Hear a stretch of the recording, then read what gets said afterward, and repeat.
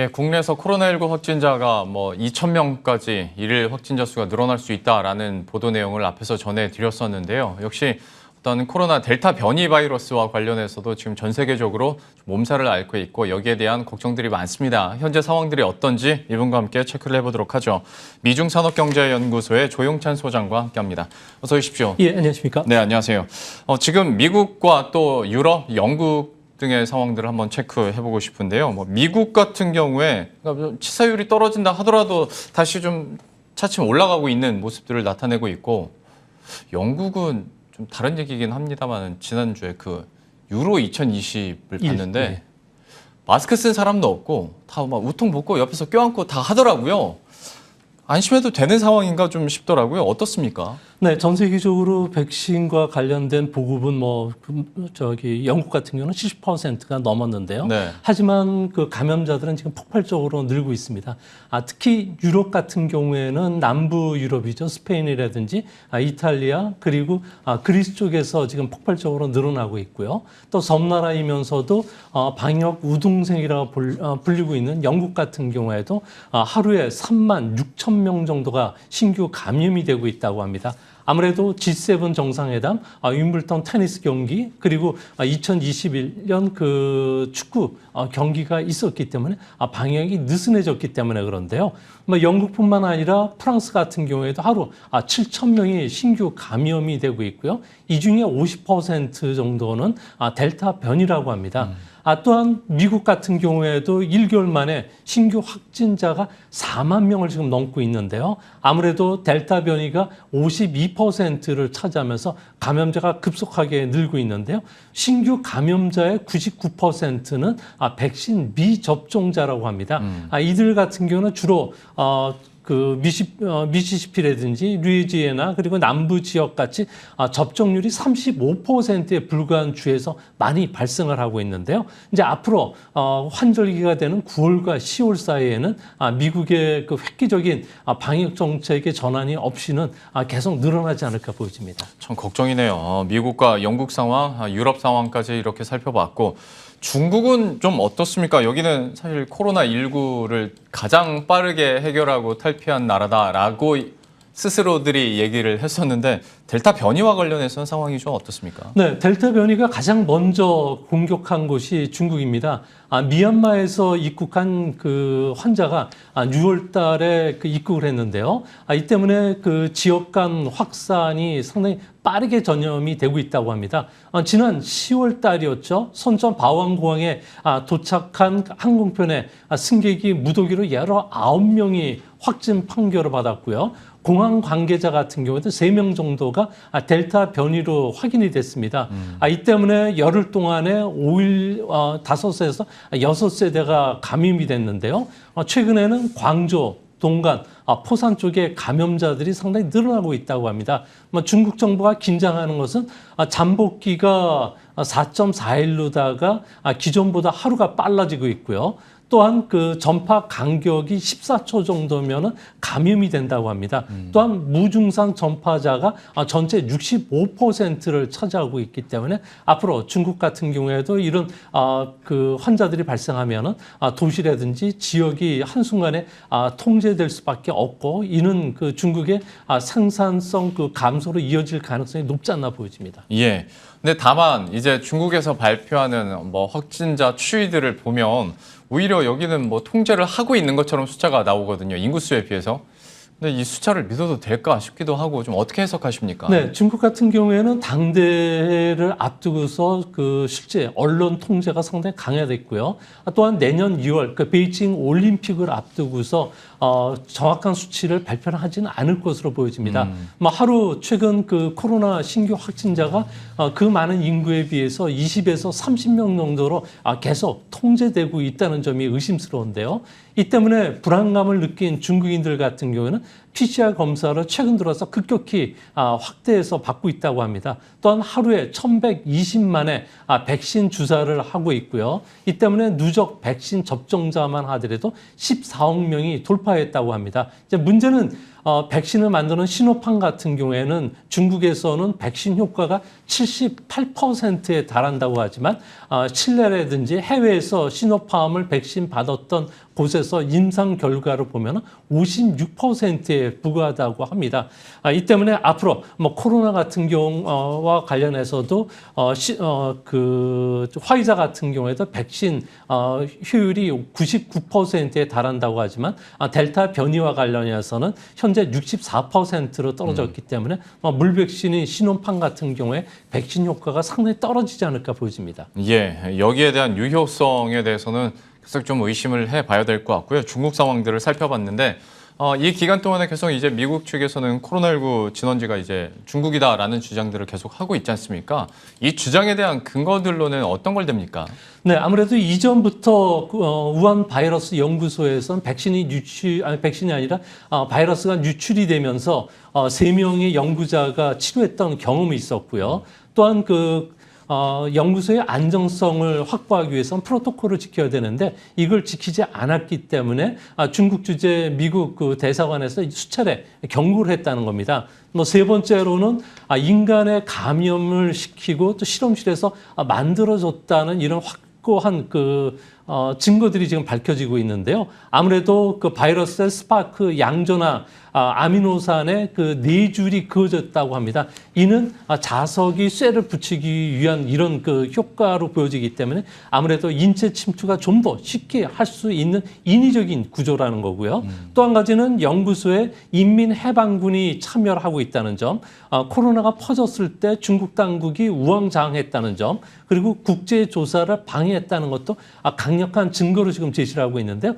중국에서는 이와 관해서 전혀 아니라고 주장을 하고 있지만 앞으로 법정 소송까지 갔을 경우에 중국의 증거를 채택하기는 좀 어려울 것으로 보여집니다. 예, 미국이 주장하고 있는 근거들을 하나하나 나열을 해 주셨고요. 델타 변이에 대한 확산세가 좀 계속 짙어지고 있다 보니까 여기에 대한 걱정들이 큰데 지금으로서는 이걸 이렇게 확 잡을 만한 뚜렷한 대책들이 좀 덜 나오고 있는 것 같아서요. 좀 어떻습니까? 네, 현재까지는 유효한 방법은 백신을 한 번 더, 3번 맞는 방법이 되고 있는데요. 하지만 예방 효과라는 게 델타 변이와 관련해서는 64% 정도밖에 되지를 않고 있다고 합니다. 이 때문에 각국에서는 백신 업데이트 버전의 내용들을 지금 출시하고 있는데요. 화이자라든지 독일의 바이오엔테크 같은 경우에는 변이체 확산을 막기 위해서는 부스터샷을 개발하고 있다고 합니다. 다행스럽게 FDA가 승인을 해준다면 8월부터 인상 실험에 들어갈 것으로 보여지는데요. 아무래도 세 번째 백신 바이러스 주사에는 아무래도 바이러스의 방어력을 무력화시킬 수 있는 중화 항체죠. 이게 5배에서 10배 정도 강하게 주입을 할 것으로 보여지는데요. 문제는 중화 항체가 높아지면 부작용도 있기 때문에 완치 뒤에도 상당한 어려움을 겪는다고 합니다. 이 때문에 앞으로 백신과 관련해서는 예방주사도 중요하지만 개인 간의 방역을 지키는 게 가장 중요하지 않나 이렇게 보여집니다. 그러게요. 교차 접종이나 3차 접종 그리고 부스터샷 얘기 나오는데 후유증이나 부작용도 무시할 수는 없으니까요. 애초에 좀 사회적 거리 두기도 잘 지키면서 방역에 신경을 쓰는 수밖에 없는 상황인데요. 우리나라도 지금 수도권을 중심으로 사회적 거리 두기 4단계가 이루어지고 있고 하다 보면 경제적으로 당연히 우려감을 나타낼 수밖에 없지 않습니까? 어느 정도 영향을 미칠 거라고 보십니까? 네, 아무래도 국제투자은행들 같은 경우에는 우리나라가 자영업자 비중이 가장 높다고 합니다. 이 때문에 한 25% 정도가 되는데요. 미국의 6%라든지 일본의 10%, OECD 평균 17%보다 월등히 높다는 겁니다. 이 때문에 외국인들 같은 경우에는 지난 7월 1일부터 델타 변이가 좀 확산되고 우리나라와 관련해서도 환자 수가 급증하자 최근 10거래일 동안에 외국인들의 순매도를 보면 1조 6,200억 원 정도를 매도했는데요. 우리나라뿐만 아니라 백신과 관련해서 보급률이 낮은 일본, 그리고 뭐 터키라든지 그리고 러시아, 남아공 쪽에서도 매도 압력이 지금 나오는 것으로 보여집니다. 이 때문에 환율도 지금 절하되고 있는 그런 추세인데요. 이 때문에 뭐 신용 등급이 낮은 남미 국가들 같은 경우는 지난주에 콜롬비아를 비롯해서 신용 등급이 좀 낮아지기 시작했고요. 또한 우리나라가 백신 접종률이 50% 정도에 달한다든지 그리고 바이러스 변이와 관련해서 효과적으로 방역하는 조치들이 나오지 않는 한 외국인들과 관련된 매도 압력 그리고 신용 등급 하락뿐만 아니라 금융시장까지도 위험에 처할 가능성이 있기 때문에 이번 방역 그리고 백신 접종이 어느 때보다 중요하지 않나 이렇게 보여집니다. 사실 이거는 비단 우리나라뿐만 아니라 글로벌 경제에도 미칠 영향이 클 텐데요. 뭐 일각에서는 시장이 급락한다면 그 이유는 델타 변이 바이러스가 될 것이다라고 얘기하는 사람도 있는가 하면, 근데 지금 돌아가는 상황들을 봤을 때 그러니까 소위 선진국이라고 말하는 그 국가들은 오히려 좀 사람들을 풀어놓는 것 같아서 과연 이 델타 변이 바이러스가 세계 경제에는 어떻게 영향을 미치게 될까에 대해서는 어떻게 평가하세요? 네, 세계 경제와 관련해서 그렇게 우려하지는 않으셔도 되는데요. 백신 공급이 지금 상당히 신속하게 진행이 되고 있고요.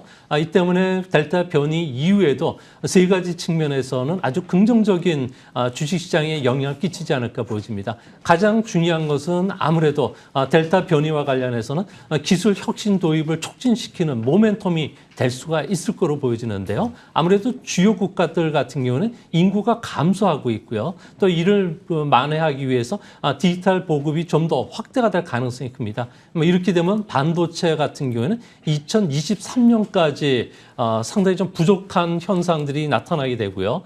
또한 새로운 산업들을 중심으로 해서 인력 채용이 상당히 늘어날 것으로 보여집니다. 뭐 로봇 개발자라든지 그리고 인공지능 또 증강현실과 관련된 전문가들이 상당히 많이 나올 가능성이 있고요. 또한 포퓰리즘 정책이 이제 본격적으로 도입되면서 뭐 금리 인상이라든지 세금 감면이 계속된다면 기업 실적에도 긍정적이지 않을까 보여지고요. 또 한 가지는 기후 변화와 같은 새로운 성장 엔진을 찾는 작업들이 상당히 빨라질 것으로 보여집니다. 아무래도 아폴로와 관련해서는 미국이 250억 달러를 투자했는데요. 지금 현재 가격으로는 1,600억 달러 정도가 됩니다. 이제 미국이 중심이 돼서 투자되는 환경 그리고 이런 그 친환경 관련 사업과 관련해서는 2조 3천억 달러가 투자가 된다는 점에서는 앞으로 세계 경제와 관련해서 획기적인 변화를 시켜줄 수 있는 이런 모멘텀이 될 가능성이 크다는 점에서 뭐 주시장은 그렇게 비관적이지는 않을 것으로 보여집니다. 참 말씀해 주신 내용들 들어보면 코로나19 이후의 학습 효과를 이제 델타 변이에도 적용을 하는 듯합니다. 관련한 내용 한번 정리를 해봤고요. 잠깐 중국의 반도체와 관련된 이야기 해보도록 하겠습니다. 어떤 반도체 굴기의 상징이라고 할 수 있었던 칭화윤희가 파산 신청을 했는데 이 사안은 좀 어떻게 보셨어요? 네, 아무래도 세 가지 가장 큰 원인 때문에 그런데요. 아무래도 칭화윤희 같은 경우에는 그동안에 원천 기술이 없었기 때문에 대만이나 미국 기업들을 인수하려는 이런 탐욕이 있었지만 아무래도 미국을 중심으로 해서 견제가 들어왔기 때문에 좌절을 했다는 거고요. 두 번째로는 칭화윤희 같은 경우에는 2013년 이후에 60개 기업을 인수를 했습니다. 문어발식 확장을 하면서 아무래도 경영 상태가 상당히 안 좋아졌고요. 또한 국내에서 아무래도 원천 기술이 없다 보니까 시장 점유율이 떨어져서 매출도 줄어들고 있고요. 이 때문에 아무래도 그 36조라는 부채를 감당하지 못했던 것으로 보여집니다. 특히 이 기업 같은 경우는 유동자산이 36억 달러 정도가 되는 것으로 알려지지만 중국에서는 자기 자본이라고 해서 대주주가 사채를 통해서 자기가 돈을 갖고 온 것은 자산으로 잡아지고 있기 때문에 실질적인 그 경영 상태는 상당히 악화됐고 파산 절차에 들어갈 수밖에 없기 때문에 앞으로 중국 정부는 이런 반도체 산업의 굴기를 계속 유지시키기 위해서 알리바바라든지 그리고 국유, 석유 회사를 통한 자산 주식을 인수하는 방안이 떠오르고 있고요. 이것이 안 된다면은 반도체 전문 투자회사 펀드라든지 그리고 자산관리회사를 통해서 칭화윤희를 인수하지 않을까 보여집니다. 아무래도 이런 쪽으로 나갔을 경우에 우리 입장에서는 땡큐라는 표현을 쓸 수 있을 정도로 반도체 산업은 지난 1년간 6개의 기업이 파산을 했는데 이번에도 앞으로도 계속 파산 사태는 있지 않을까 보여집니다. 예. 네, 이번에 칭화윤희가 이제 파산 신청을 하면서 든 생각은 그러면 반도체 분야에서 미국이 그만큼 중국을 압박을 잘했다고 해석해도 되는 거 아니겠습니까? 네, 아무래도 미국 같은 경우에는 입구서부터 출구까지 중국 반도체 회사를 꽁꽁 싸매고 있는데요. 이 때문에 설계서부터 제조까지 상당히 어려움에 처한 것은 사실입니다. 하지만 이것보다 더 중요한 것은 원천 기술을 갖고 있지 않다는 게 더 중요합니다. 원천 기술이 갖고 있지 않다는 것은 아무래도 인력을 빼낸다든지 장비를 대규모로 수주를 하더라도 항공이나 조선처럼 좋은 제품을 만들 수 없다는 거고요. 국제 표준도 만들 수가 없기 때문에 앞으로 시장 경쟁력은 상당히 악화되지 않을까 보여집니다. 중국 같은 경우에는 매년 3천억 달러 이상의 반도체를 수입하고 있는데요. 이 중에 중국이 만들어낼 수 있는 반도체 같은 경우에는 생산이 227억 달러 정도밖에 안 된다고 합니다. 앞으로도 계속적인 중국에 대한 우리의 그 반도체 초격차 전략이 유지가 된다면 우리나라 반도체 산업은 절대 흔들리지는 않을 것으로 보여집니다. 예, 그리고 중국이 이 상황을 어떻게 돌파하려고 할지 이 부분도 계속 시간을 두고 지켜봐야 될 것 같습니다. 오늘은 이 정도로 마무리 짓도록 하죠. 미중산업경제연구소의 조용찬 소장과 함께했습니다. 오늘 말씀 고맙습니다.